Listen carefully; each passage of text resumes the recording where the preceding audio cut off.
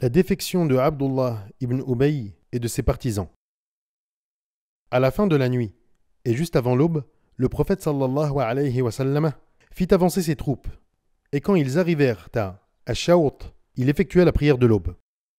À cet endroit, il était suffisamment près de l'ennemi pour que les uns et les autres puissent s'apercevoir. C'est à ce moment que Abdullah ibn Ubay, l'hypocrite, se retourna contre les musulmans. Un tiers de l'armée se retira avec lui, c'est-à-dire 300 guerriers. Il dit « Pourquoi irions-nous au-devant de la mort ?» Il prétendit que sa défection n'était rien de plus qu'une protestation due au fait que le messager de Dieu sallallahu alayhi wa sallam avait refusé de prendre en compte son opinion pour suivre celle des autres.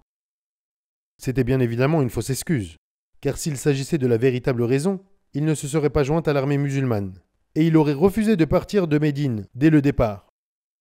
Le véritable objectif de son retrait, à ce moment si critique pour les musulmans, était de créer la confusion dans les esprits et le désordre dans les rangs des combattants de l'islam.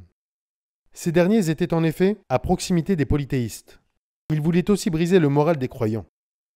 D'après sa vision des choses, cela ne pourrait qu'accélérer la chute des musulmans, et donc la mort du prophète sallallahu alayhi wa sallam et de ses fidèles compagnons. Ainsi la voie serait-elle dégagée pour qu'il retrouve la suprématie à Médine, ville qu'il avait perdue avec la venue de l'islam. Sans le secours de Dieu, le complot des hypocrites aurait connu le succès. En effet, les bénis Haritha, Aous et les bénis Salama, Khazaraj furent impressionnés par le comportement des hypocrites. Ce désistement avait jeté la confusion dans leurs esprits, et ils se préparaient à se retirer également. Mais Dieu les préserva de cette disgrâce.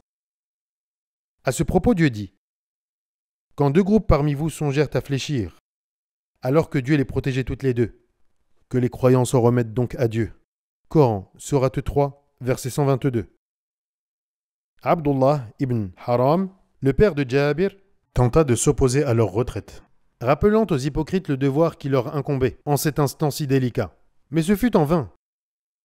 Il les suivit, leur faisait des reproches et les exhortant à revenir en disant « Venez combattre dans le sentier de Dieu, ou tout du moins adoptez un comportement défensif. » Ils dirent « Si nous savions que vous allez réellement combattre, nous ne nous serions pas retirés. » Désespérant d'eux, il s'adressa à eux en ces termes.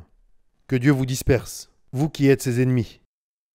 Dieu sera sûrement un soutien suffisant pour son prophète. » Dieu fit descendre à propos des hypocrites et qu'il distingue les hypocrites. On avait dit à ceux-ci « Venez combattre dans le sentier de Dieu ou repoussez l'ennemi. » Ils dirent « Bien sûr que nous vous suivrions si nous étions sûrs qu'il y aurait une guerre. » Ils étaient, ce jour-là, plus près de la mécréance que de la foi. Ils disaient de leur bouche ce qui n'était pas dans leur cœur. Dieu sait fort bien ce qu'ils cachaient. Coran, Sourate 3, verset 167.